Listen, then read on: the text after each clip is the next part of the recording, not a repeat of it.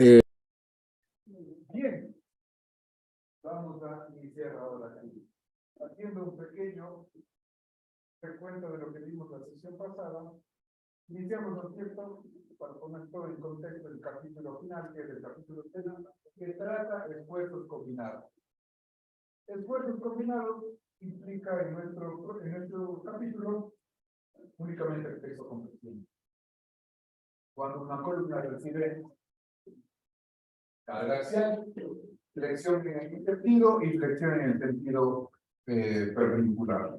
Eso es lo que estamos viendo, ¿no? ¿Qué problemas aparecen cuando tenemos compresión? Es decir, flexión en presencia de la carga axial. Lo que sucede es que aparecen los efectos de segundo orden que se conocen y que son los P delta minúsculas y P delta mayúsculas. Eso vamos a entenderle en esa imagen. Creo que esa es la forma más sencilla de ver. El problema consiste en, tengo un marco, que puede ser marco a momento o marco arrastrado, que aplico carga vertical, es decir, carga gravitacional, carga vertical, y a la vez carga lateral, que puede ser carga de viento. ¿Qué es lo que sucede? Este problema se descompone en dos, en la suma de carga, el problema solo carga gravitacional más solo carga lateral. El primer problema es de la carga gravitacional, que genera una deformada, como se observa en la imagen de morado, y da lugar al delta minúscula. ¿Qué es lo que sucede? Cercano al centro de la columna aparece la deformación máxima de la columna, que es de 70. ¿Y por qué eso generó un efecto de segundo orden? Porque la carga axial baja a través de la columna, la carga axial de la viga se transmite a la columna, pero debido a la geometría deformada, la carga axial tiene esta excentricidad delta. Esa excentricidad delta genera una amplificación de momento, que es lo que estamos determinando. El segundo problema, digamos así, un poco más grave. ¿Por qué razón? Porque la carga lateral genera desplazamientos laterales del marco. Fíjense en el problema 1. Los extremos de la columna permanecen en la posición original. Lo que se deformó es el cuerpo del elemento, en este caso el cuerpo de la columna. En el caso 2, el extremo inferior permanece en su sitio, pero el extremo superior se ha desplazado. ¿Estamos de acuerdo? Esto me da lugar al efecto P delta mayúscula. ¿Qué es lo que sucede en la presencia de carga axial? ¿Qué es lo que sucede? Esta carga lateral ocasiona, para que se equilibre esto, cargas axiales en las columnas, ¿no es cierto? Esas cargas axiales, al estar desplazadas una cantidad delta, generan un efecto de segundo orden que se denomina interdelta mayúscula. La combinación de los dos, P delta minúscula más P delta mayúscula, da lugar a los momentos amplificados. Entonces, cuando yo realizo el análisis estructural, cambiando las ecuaciones de equilibrio en la geometría no deformada, obtengo los momentos primarios o el primer orden. Estos momentos productos de estos P deltas mayúsculas son los momentos secundarios. La suma de los dos nos dan los momentos totales amplificados. Esa es la idea de este capítulo, es lo nuevo que estamos estudiando. ¿Se entiende? Sí, pero nosotros primero aplicamos la definición central y ahí hacemos los amplificados. Sí, primero, claro. Por ejemplo, esta que dice P sub NT incluye las combinaciones de carga gravitacional. Esta que dice PLT y MLT incluye las combinaciones de carga lateral. Sí, yo creo que... no, perdón. Y las informaciones para el caso amplificado deberían ser igual ambas sumadas o Pero la pregunta, perdón. o sea, la deformación en el primer gráfico. Ya, en este de aquí. Este es el caso 1, ¿no? No, pero ya el gráfico que tiene la carga gravitacional y la carga de Ya, viento. esta es la respuesta, esta es la final, digamos, que es igual a 1 más 2. en esta de aquí. Ajá, Ya. es la sumatoria de SMC Sí, sí. y el Correcto. Sí, está clara la idea. Ahora, ¿cómo cuantificamos la amplificación de momentos? Hay varios procedimientos, vamos a ver uno de los más sencillos, que es el de amplificación de momentos. Este problema es un problema realmente complejo que interviene o implica plantear las ecuaciones de equilibrio en la geometría deformada. Lo que nosotros hacemos en este método directo, que es de amplificación de momentos, es plantear la geometría, plantear las ecuaciones de equilibrio en la geometría original, es decir, no deformada, y amplificar por factores el factor de 1 y de 2, los efectos tanto P delta minúscula como P delta mayúscula. Sí. Y no vale hacer justo esta pregunta que la vino a hacer, digamos, conocemos lo que llaman el córtico y la deflexión máxima en la vida. No vale ver como que en qué punto fue la deflexión máxima, en ese punto qué tal está el diagrama del corte y el diagrama del momento. No solo vale ver la deflexión por el... No es peor al corte, carga axial, O sea, porque aquí no interviene el corte. pero, o sea, sería saber qué fuerzas internas hay en ese... A ver, ¿qué fuerzas internas tenemos aquí? Tenemos momento flector, fuerza axial y fuerza de corte. No hay interacción entre, a ver, sí existe, pero es despreciable la interacción entre el corte y el momento. La interacción dura, digamos así, es la carga axial momento. Entonces, del corte nos olvidamos por la hora. Sí. La reducción del momento clásico por corte es despreciable. No sé, básicamente no hace falta. ¿Está bien? ¿Esa era la duda? Sí, O o sea, no sé qué. o sea, no sé si se puede saber de manera más gráfica este P y este delta. O el delta de ley sabemos por análisis estructural. Pero el P en ese punto, ¿cómo se establece? A ver, P es la carga axial. Ah, pero es la que está aquí. Claro. No es la que llega a este punto por el hecho de que se desplazó. Es que eso se considera con la amplificación. Eso se considera con un factor de... a ver, Ah, ya veamos. te caché. No, ya. Sí. Sí. Esta es la clave. MU, este es de MU y P es MU amplificado. ¿Sí? Estos de aquí son los momentos primarios y al multiplicarle por los tres son los amplificados de aquí. La suma de los dos me da los amplificados. ¿Esa era la pregunta? Sí, ya. Bien, ¿alguna otra pregunta?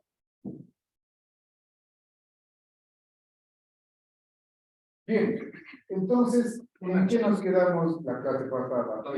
Sí, adelante. Sería como el principio de superposición. Sí, claro. Claro. Por eso este método de análisis directo igual es válido cuando las informaciones de uno son relativamente pequeñas.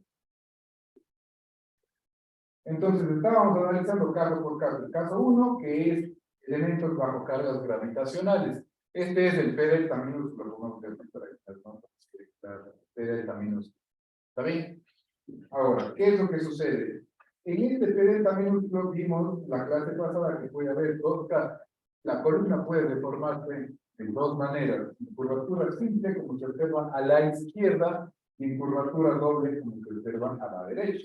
¿Cuándo ocurre curvatura simple? Cuando los momentos de los extremos son del sentido opuesto, y cuando ocurre curvatura doble, cuando los momentos de los extremos son del mismo sentido. Hasta ahí habíamos llegado a la clase pasada, ¿me parece? ¿No es cierto? Sí. Ya. Bien, entonces vamos a ver ahora sí el coeficiente P1. Vamos a ver un poco.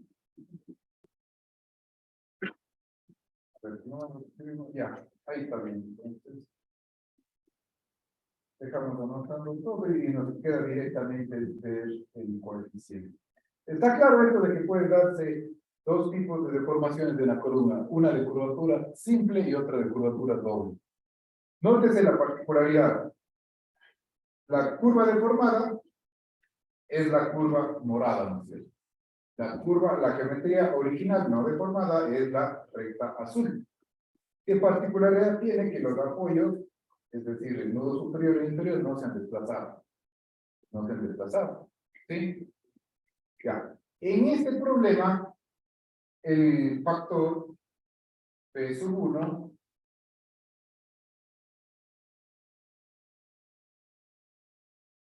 entonces en este problema el factor B sub 1 es igual a un coeficiente C sub n dividido para 1 menos P sub U dividido para P sub E dividido para P sub E, y esto obligadamente tiene que ser mayor que 1. ¿Qué sucedería si el factor de amplificación es menor que 1? Estaríamos disminuyendo. Y no tiene sentido. Teóricamente, el factor en algunos ejemplos puede salir 0,5, 0,4. En este caso, simplemente asume 1, quiere decir que el efecto es minúsculo. Pero no se puede tomar como menos que 1. Si todo menos que 1, ya estoy reduciendo en lugar de multiplicarlo. Ahora, vamos a analizar este coeficiente.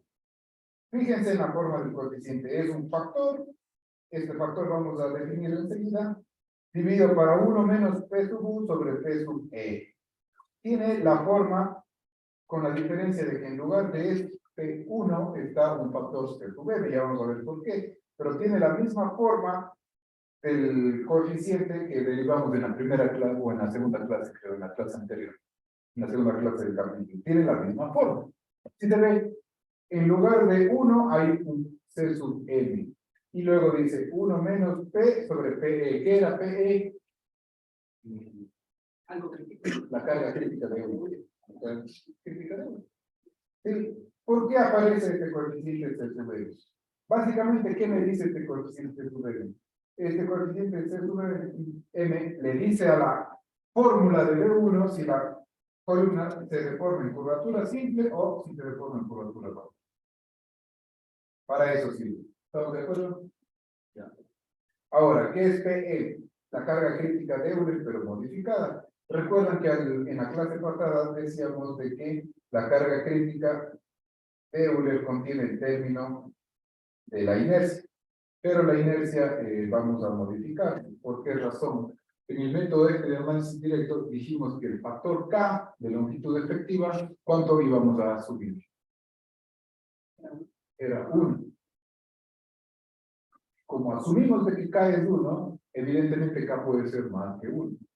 Para considerar ese error, en lugar de asumir un valor de K diferente de 1, se reduce la inercia. ¿Sí? Y esto dividido para la longitud al cuadrado.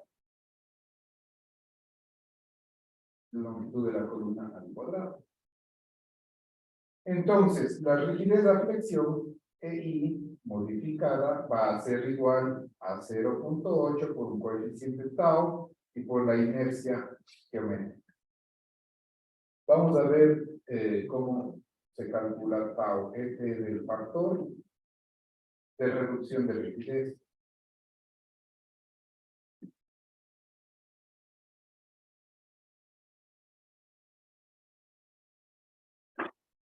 Factor de reducción de rigidez. Entonces, si es que la relación entre P sub U dividido para P sub NS es menor que 0.5, tau sub B vale 1. Y si es que la relación P sub U sobre P sub NS es mayor que 0.5, tau sub B es igual a 4 por P sub U sobre P sub NS multiplicado por 1 menos P sub U sobre P sub NS. ¿Qué es P sub NS? P sub NS es igual a, pongamos así, una resistencia a la compresión.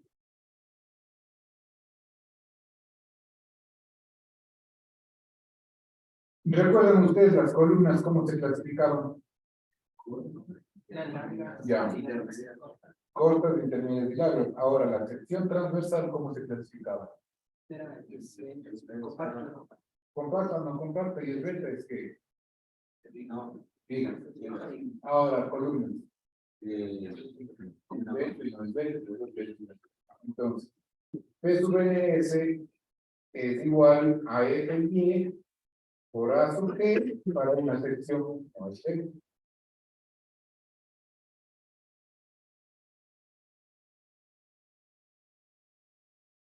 Y P sub NS es igual a FY por AE para una sección esférica.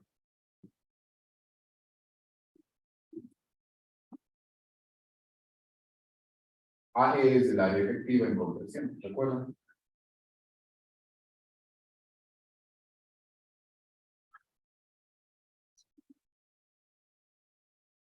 Claro. Ahora vamos a ver las reglas. Preguntas. Sí, claro, para arriba, claro. Ahí. Ya. Vamos a ver solo las reglas de cómo se calcula.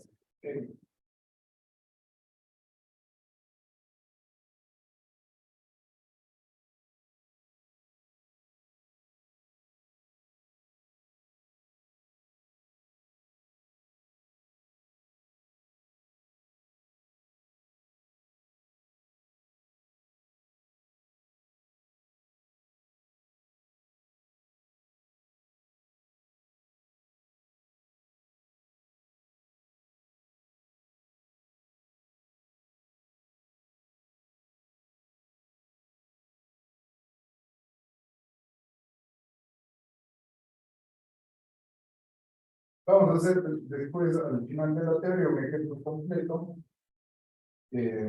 para ver cómo se aplican estas ecuaciones. Ahora, en la ecuación de interacción tenemos el componente de flexión y el componente de compresión. Entonces vamos aquí a recordar el capítulo de compresión, que es el 4, y el capítulo de flexión, que es el 5. La parte de flexión, el 5, que es el 5. ¿Está bien? ¿Listo? Bien. Bien. Entonces vamos a ver cómo se calcula el factor de su vuelo.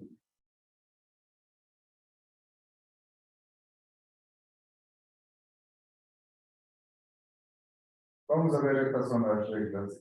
Primero estamos hablando de un elemento tipo columna. Vamos a escribir así, hay dos categorías de elementos. Me refiero a las columnas.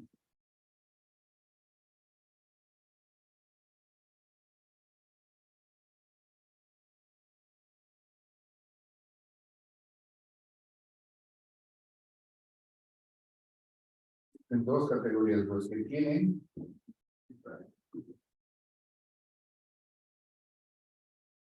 carga transversal entre los apoyos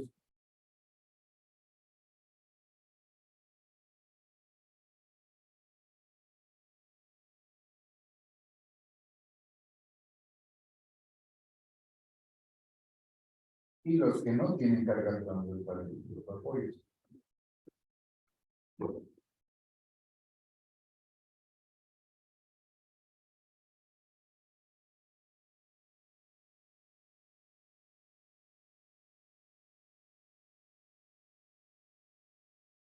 Vamos a ver a qué me refiero. Si tengo este marco,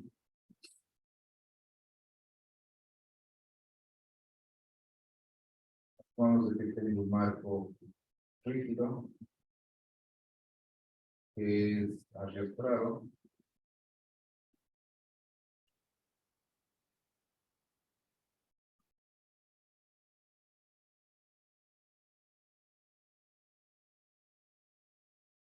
Estamos analizando la columna AB.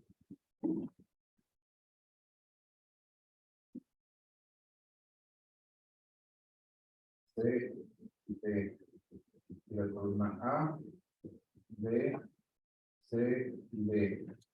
Asumamos de que analizamos la columna A. ¿Qué me dice primero los que tienen carga transversal entre los apoyos? Se requiere una carga transversal, algo como esto.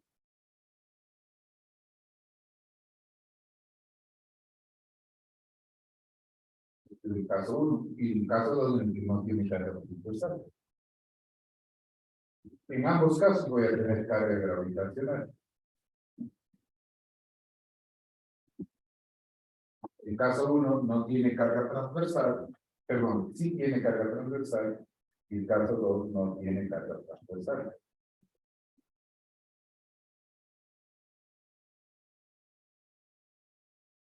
¿Está bien? ¿Sí se entiende, no es cierto? Primero, en cuanto a las reglas del factor C sobre M se refiere, tenemos que diferenciar si es que el elemento tiene o no tiene carga transversal. Es la primera cosa. ¿Estamos de acuerdo?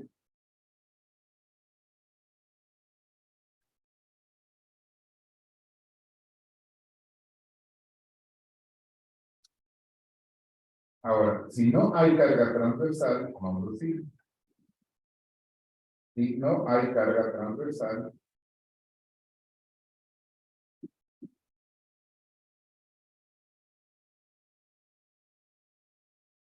si no hay carga transversal en el miembro, C sub M es igual a 0.6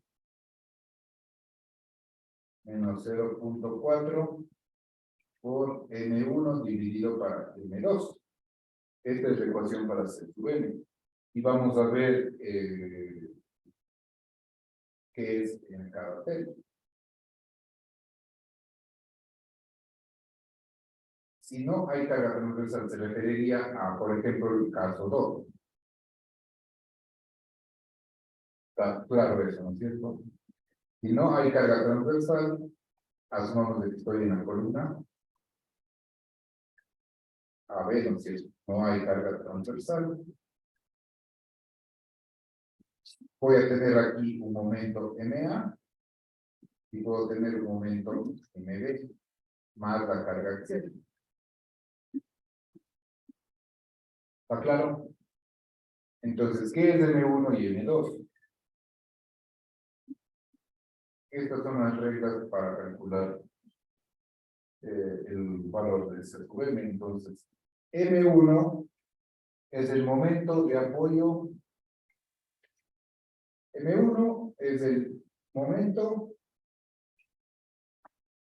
mayor en valor absoluto.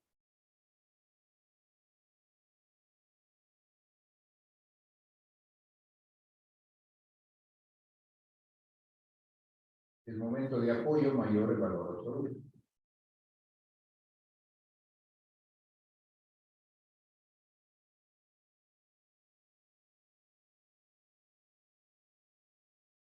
Es el momento de apoyo mayor en valor absoluto, es decir, es el mayor entre ¿qué? Entre MA y MB. ¿Sí? ¿Se entiende? ¿Qué es M2?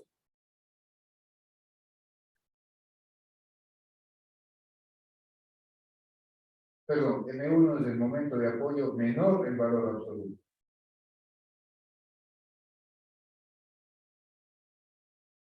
Y M2 es el mayor, es el momento de apoyo mayor en valor absoluto.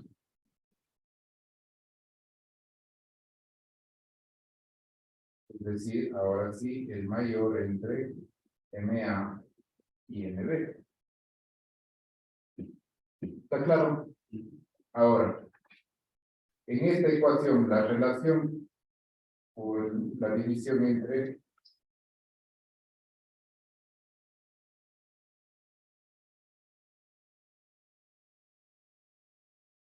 M1 y M2 es positivo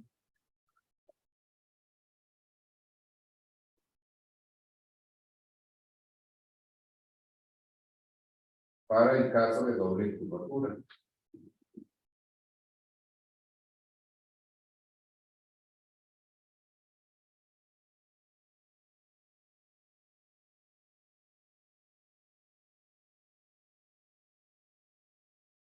Y negativo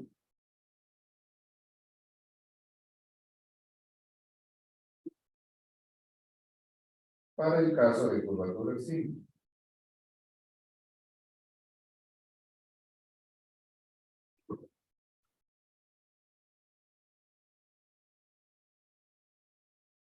Esas son las reglas. Y el segundo punto es C sub n vale, C sub n vale 1. Si hay cargas transversales,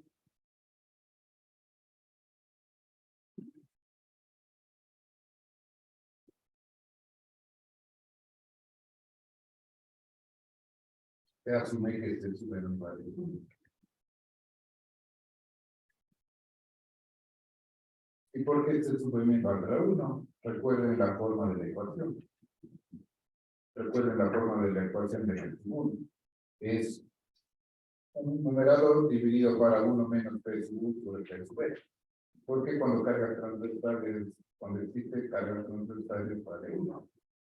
La manera en cómo derivamos, digamos, es cuando se aplica una carga, cuando tiene una carga preexistente o una deformación preexistente, producto, por ejemplo, de su peso propio de una carga distribuida, la ecuación a la que llegamos es esta. 1 sobre 1 menos P. Entonces, esta es la idea del método. Con esto calculamos el coeficiente P, que es para amplificar los momentos debido al efecto P delta min.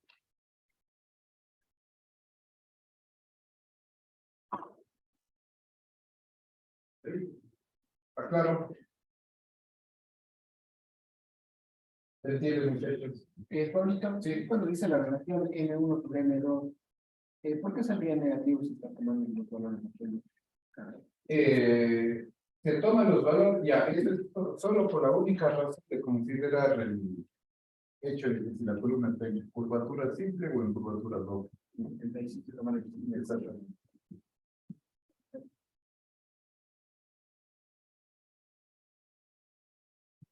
¿Puedes bajar? Claro. Ahí.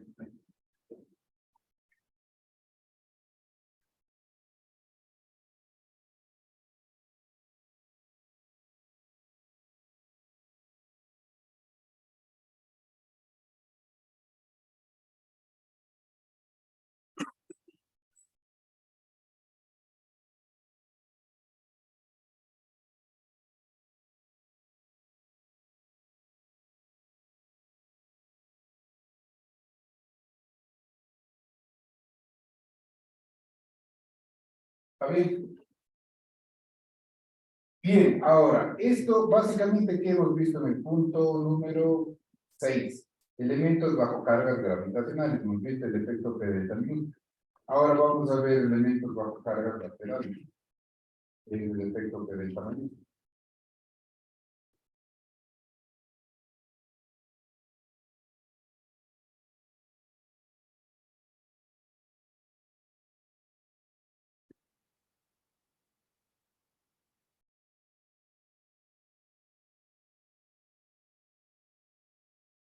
Elementos de cargas laterales.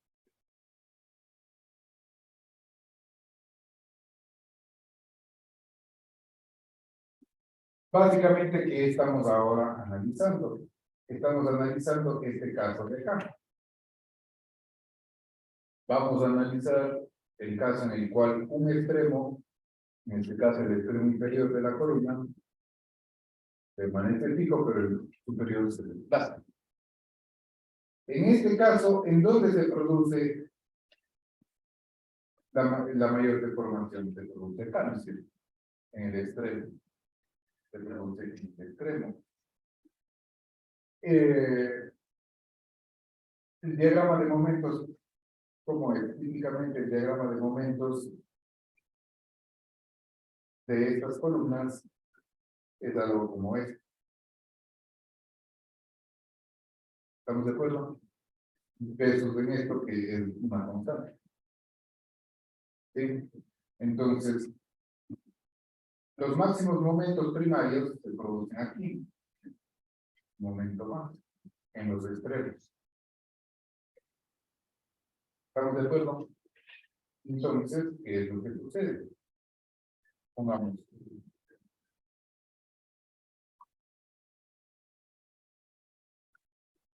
En los elementos cuyos extremos son libres de traslación,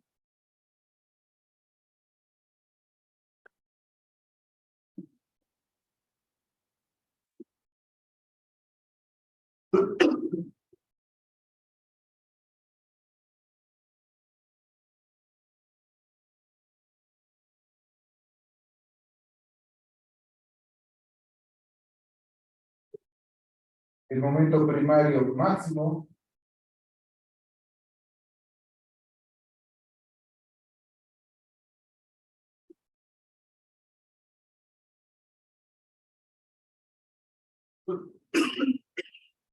debido al desplazamiento lateral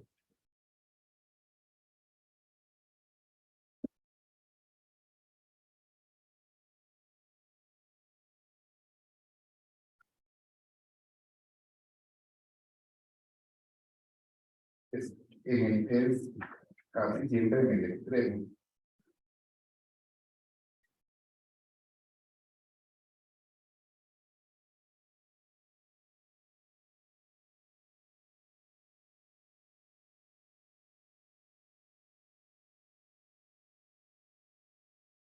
Es casi siempre en el extremo. De la misma forma ocurre con los momentos secundarios.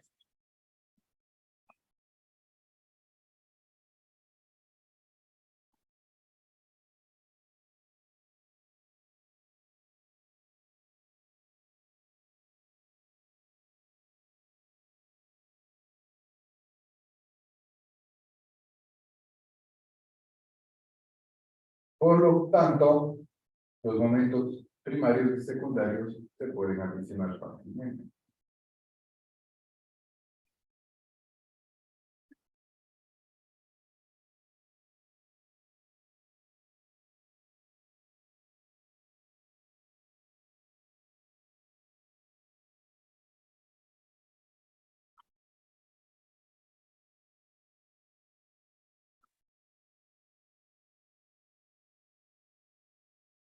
Y por lo tanto no se requiere de que coeficientes se suben.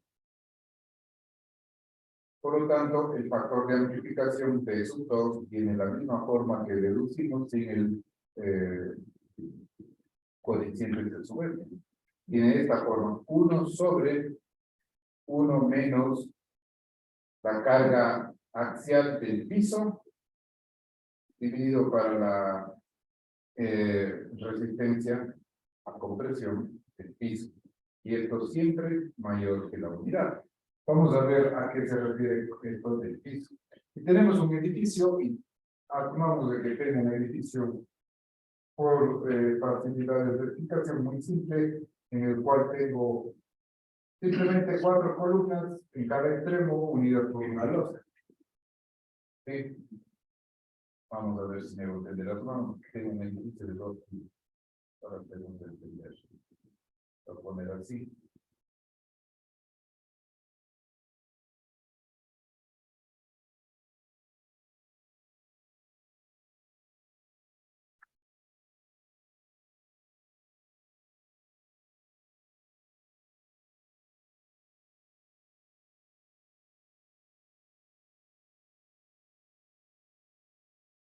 Esta es la losa.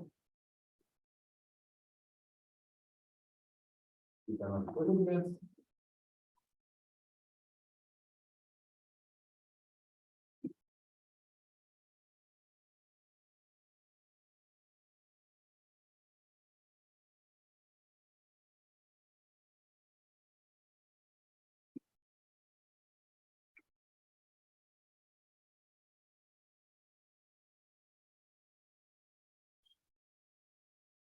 Digamos que este es el primer piso. Digamos que este es el primer piso y este es el segundo piso.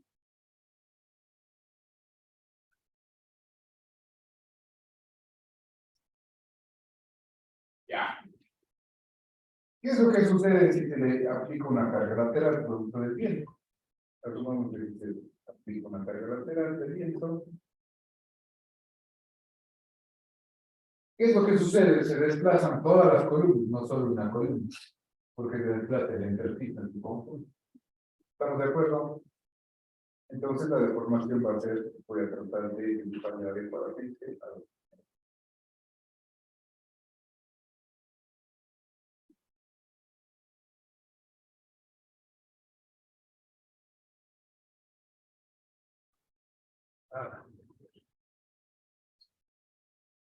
Sería esto algo así.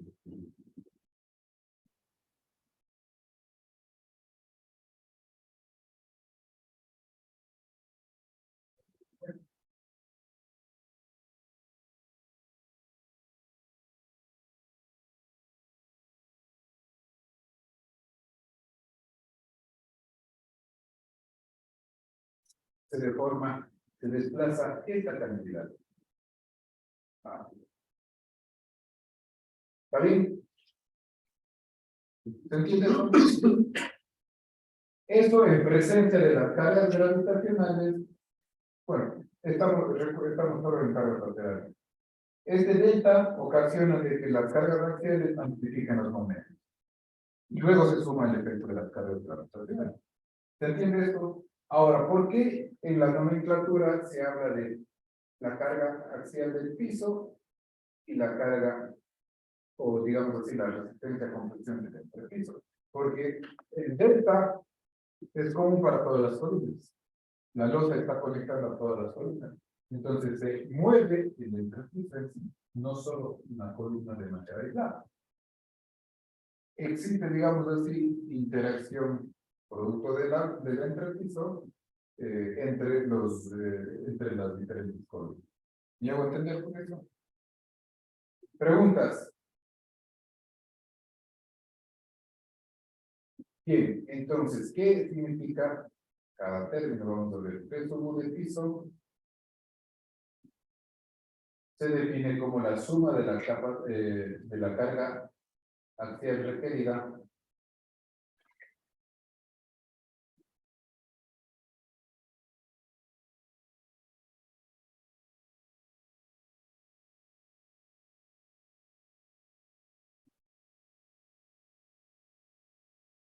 de la carga axial requerida de todas las columnas del piso bajo consideración.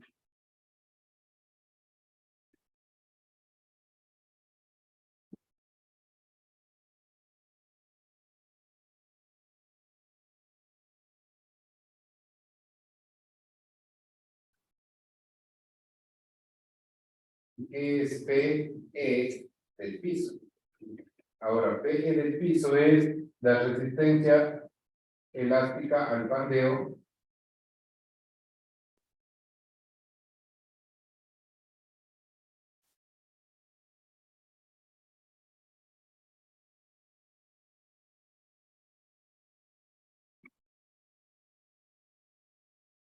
total bajo el piso del piso bajo consideración.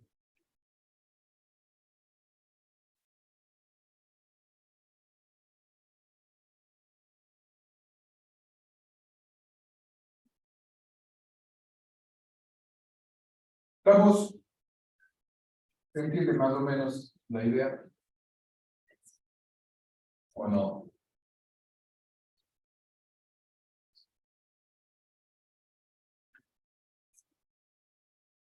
Ahora, todo este proceso que estamos haciendo de detallar cómo se calcula la carga axial amplificada y el momento amplificado, es decir, el efecto de segundo orden, lo realiza automáticamente si se activa la opción de análisis de segundo orden de un programa actualmente de TAPS.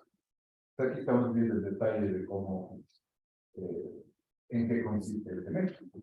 Pero en la práctica lo que se hace es utilizar los programas, ¿no? Entonces, ahora, hay ciertas recomendaciones, como por ejemplo que el PE del piso va a ser igual a un factor RH por el cortante del piso multiplicado por la longitud de la columna, o la altura del entrepiso, sobre la deriva del piso. Entonces, aquí RH me dice que es igual a 1 menos 0.15 de PMF dividido para el P del entrepiso. Entonces vamos a ver qué es cada término. ¿Qué es PMF? Es la suma de las cargas verticales de todas las columnas en el piso que comparte el marco.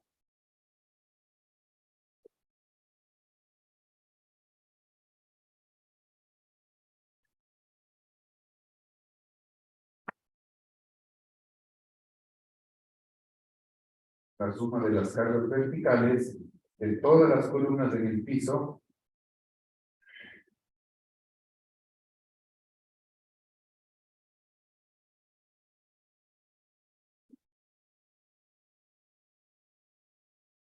que son partes del marco. Que son partes del marco del pórtico.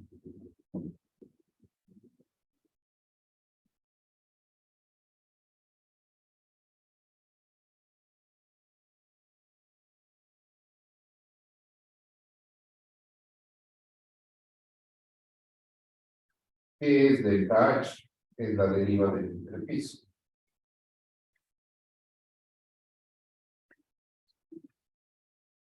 Es decir, la diferencia entre, ¿qué es la deriva del piso? La deriva del piso es la diferencia entre la deformación de los hilos consecutivos. Si le coloco aquí un sistema de referencia, la deriva del piso es la diferencia entre la deformación del piso 2 menos la deformación del piso 1. Entonces, delta del piso 2 va a ser U2 menos U1. Delta del piso 1 va a ser, delta del piso 1 va a ser simplemente la deformación del piso 1 menos 0, que es la deformación de la base. ¿Sí? ¿Me explico? ¿Qué es H? La altura del entrepiso.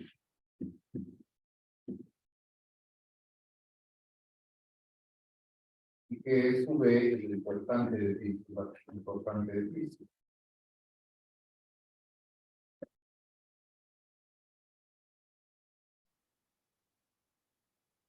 Es la fuerza de corte de cada piso, que es decir, si tengo fuerzas laterales aplicadas en cada piso, el importante del piso es para este piso, es de esta fuerza. Para el piso de abajo es la suma de las fuerzas.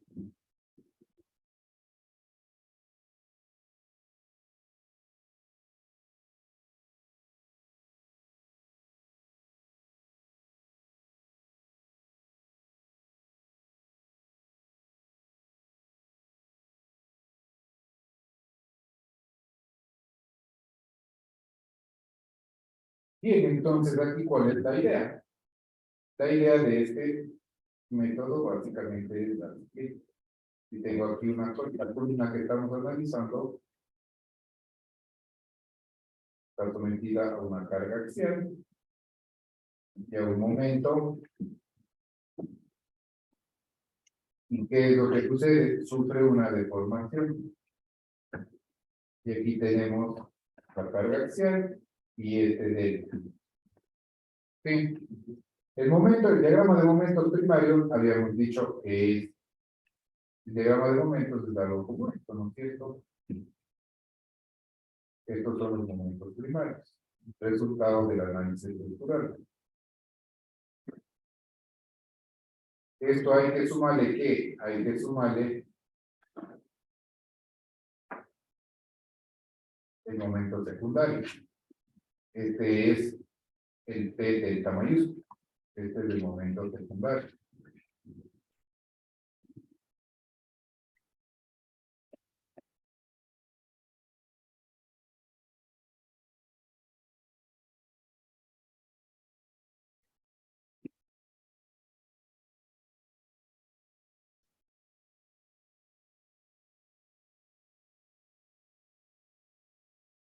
Y esto es igual al momento amplificado, que va a ser algo como esto.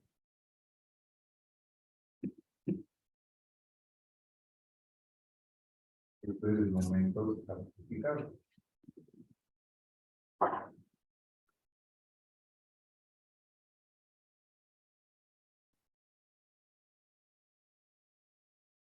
Este es el momento primario, que vamos a llamar NO, y el momento amplificado sería NO más P delta. Eso es lo que estamos viendo.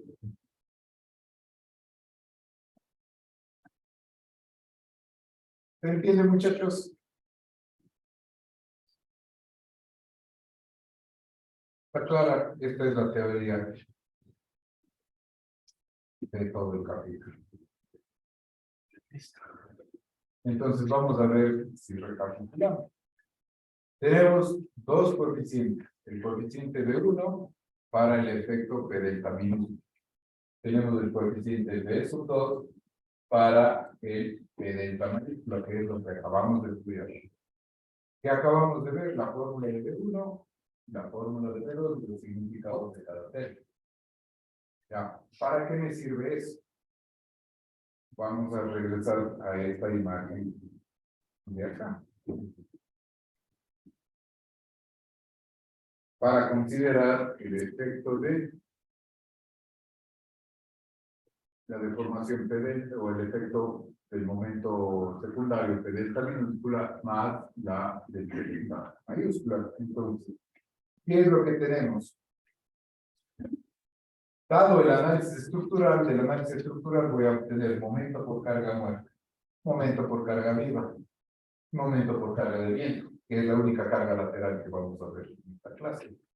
Este método no es apropiado para la carga cíclica, porque es, digamos así, muy sencillo. Pero para carga de viento ha sido apropiado. Entonces, esta lámina es importante que se tengan en sus mentes.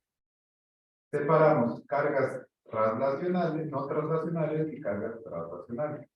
Las cargas no translacionales son las que provienen de la combinación de cargas gravitacionales, es decir, 1, 2, más 1, 6, o 1, 4 de la carga muerta, 1, 2 de la carga muerta, más 1, 6 de la carga muerta.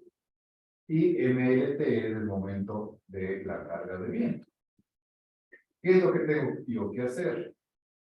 Tengo que analizar por separado cargas translacionales y no translacionales y encontrar el valor de los coeficientes B1 y B2. Cuando tenga todo eso, ahí sí encuentro el momento amplificado NU y la carga axial amplificada P sub U. ¿Para qué me sirve eso? ¿Para qué me sirve NU y PU en este capítulo? Para ir a las ecuaciones de interacción. Teniendo MU y P sub U, ¿qué es lo que hago?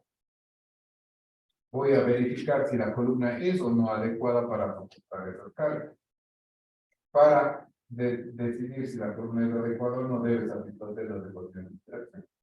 Voy, para una combinación MU y P sub U, voy a tener que utilizar o bien la ecuación A o bien la ecuación B. ¿De qué depende si utilizo la ecuación A o B? Del nivel de carga axial. ¿Qué es el nivel de carga axial? La relación entre P sub U y phi P nominal. Es mayor que 0,20, utilizo la ecuación A. Si el resultado de esta ecuación me da que es menor que 1, la columna es adecuada. Caso contrario, se debe rediseñar. Y si la relación fuera menor que 0,20, utilizo la ecuación B.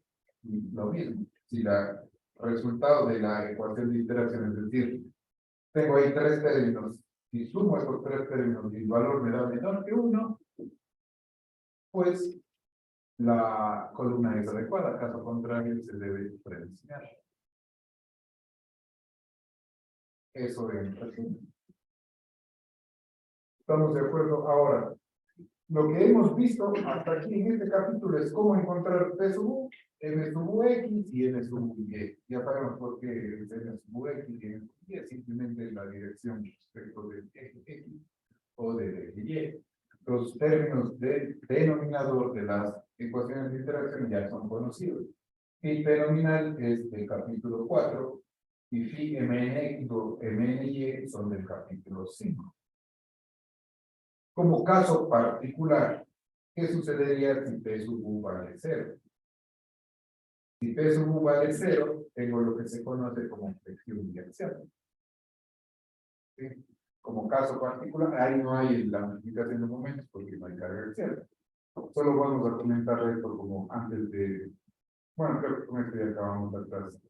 Esta es la teoría básica ya de flexoconversión. Ahora, como caso particular, vamos a ver qué es la flexión biaxial.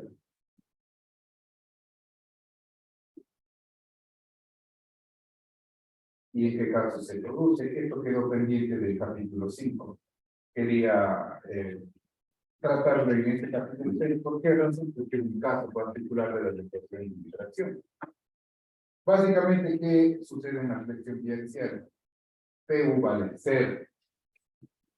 Y lo que tengo es flexión respecto de ambos ejes. Asumamos que tengo la viga simplemente apoyada en simple.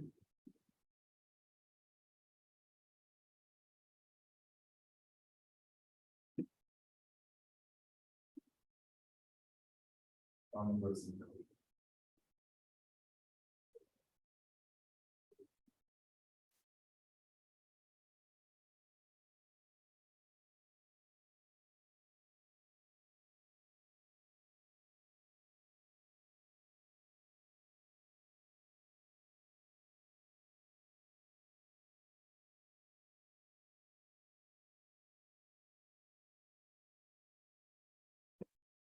¿A qué se refiere la flexión biaxial? Se refiere a una viga en la que se aplica flexión por ambos ejes. Este es el eje X y este es el eje Y.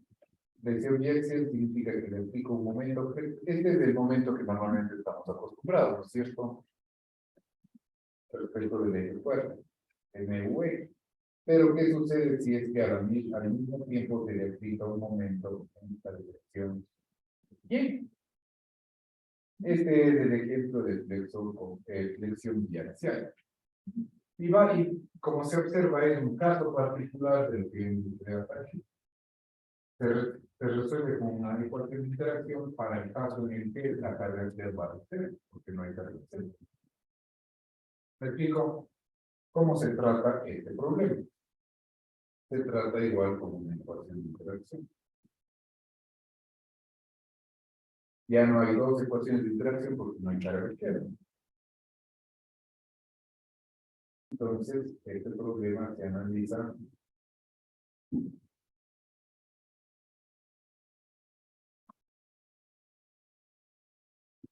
con este problema. N sub X dividido para pi en NX más N sub Y dividido para pi en NY, y esto debe ser en la unidad.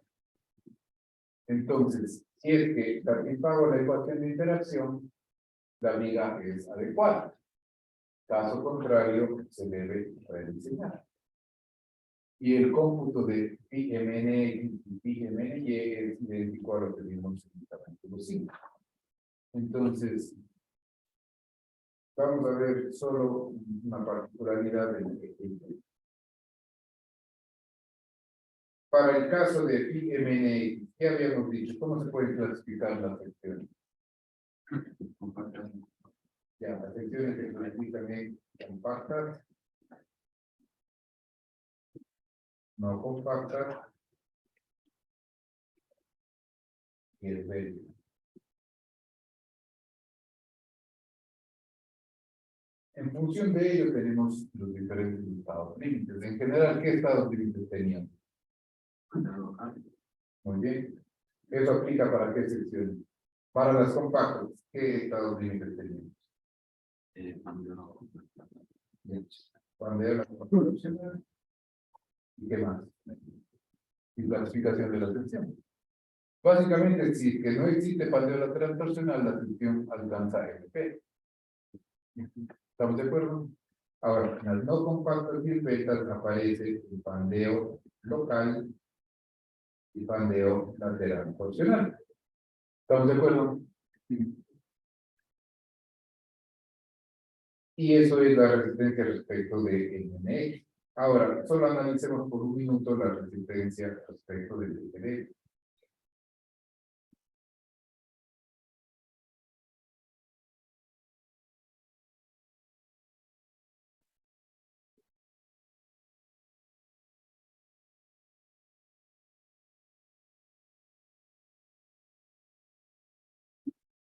Si la sección fuera compacta, ¿cómo creen ustedes que falla respecto del LPD? Si le aplico un momento respecto del LPD, y vamos a ponerle así.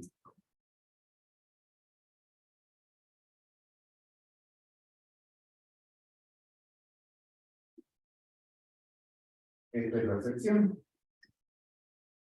Tenemos el eje X.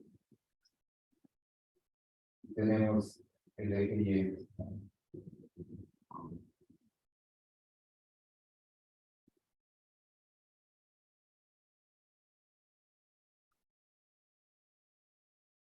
Respecto del eje Y.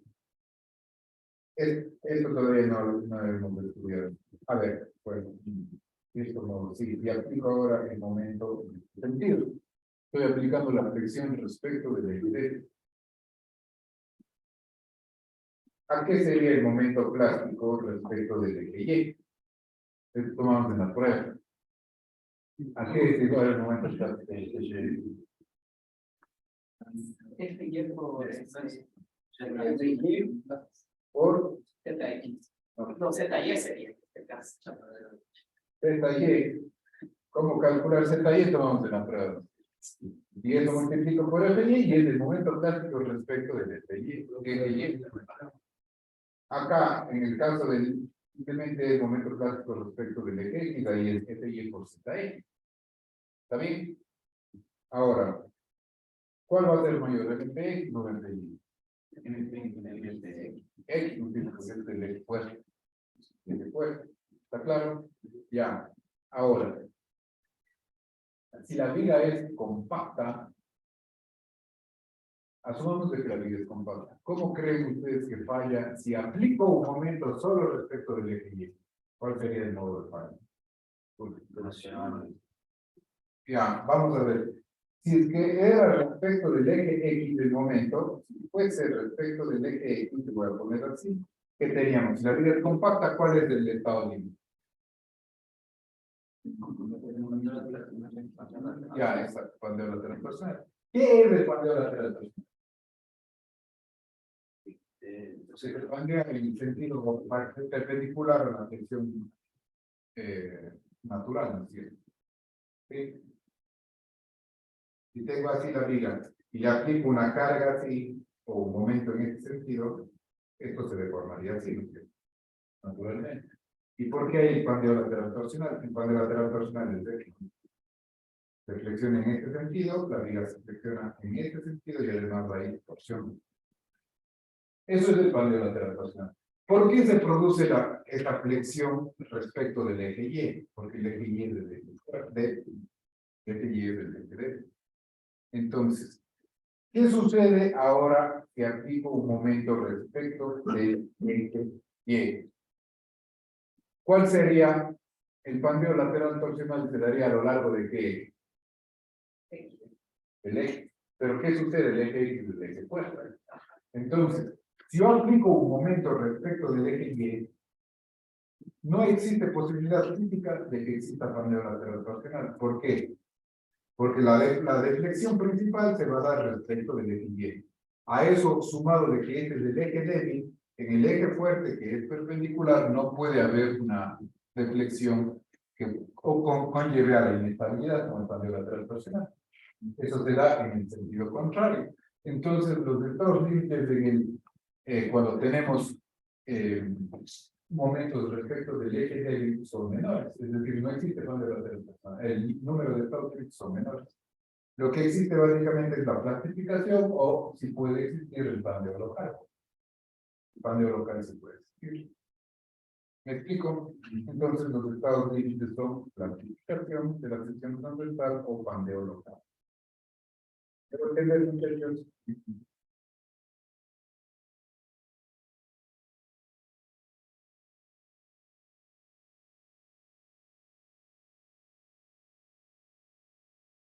¿Estamos de acuerdo? Ahora, ¿en qué casos de la vida práctica creen ustedes que puede existir flexión biaxial? En una estructura de 2 pisos. ¿Ya? ¿No? Por así decirlo, puede recibir tanto momentos por arriba y por la derecha. De nuevo, esa era Una estructura de 2 pisos. Ya. ¿No? Digamos el primer piso, que conecta el primero. Pero ahí recibe la columna. Es lo que viene hasta aquí. Pero, ¿qué particularidad tiene? Recibe el momento de un eje, el momento de otro eje, pero además carga axial. Aquí la carga axial es cero. ¿Sí? O tan baja que no se considera. Cuando hay flexión biaxial, siempre que tengo una viga inclinada, por ejemplo, en un balcón o en una nave industrial. En una nave industrial, asumamos de que tengo algo como esto.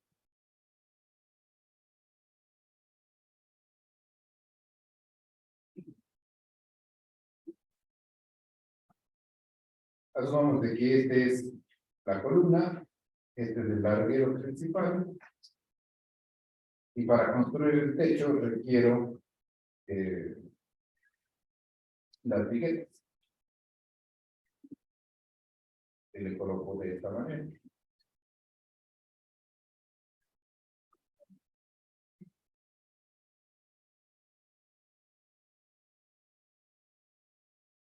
Sobre eso se coloca la cubierta. Y listo.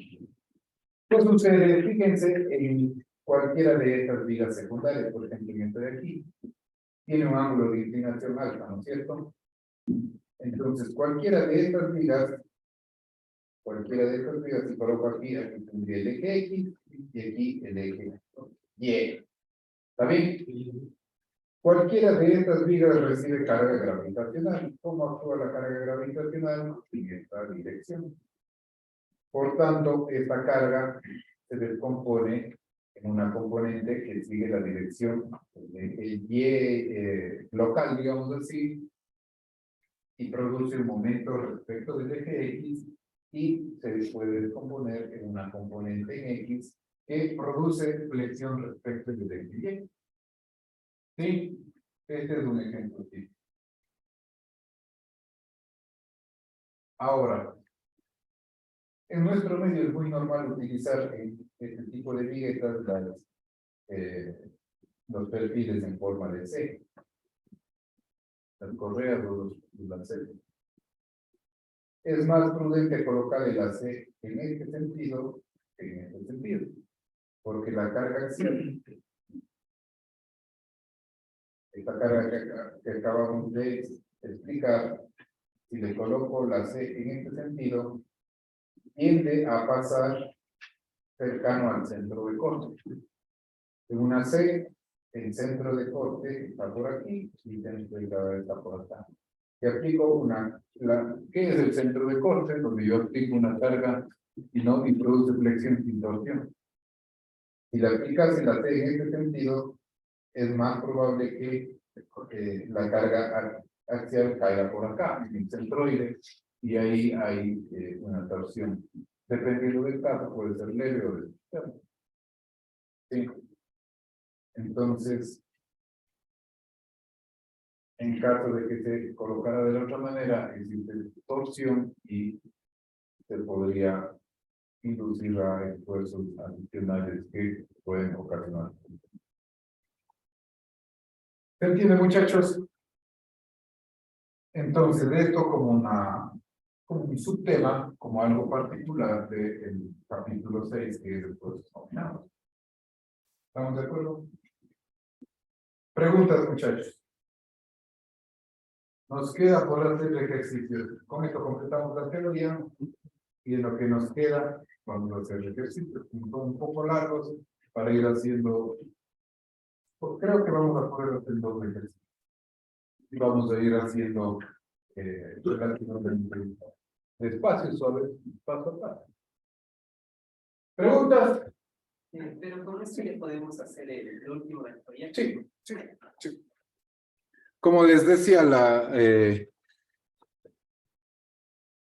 ecuación de interacción sí tienen que aplicar, pero el método este de encontrar B1 y B2 no hace falta porque el SAP sí considera eso. ¿Sí? ¿Alguna otra pregunta? ¿El jueves hasta? ¿Subir? No, pues vamos a revisar aquí en clase, si no hay que subir, no está abierta siquiera la carpeta aún. Ahí les revisamos aquí en clase. Claro. Eso sería todo.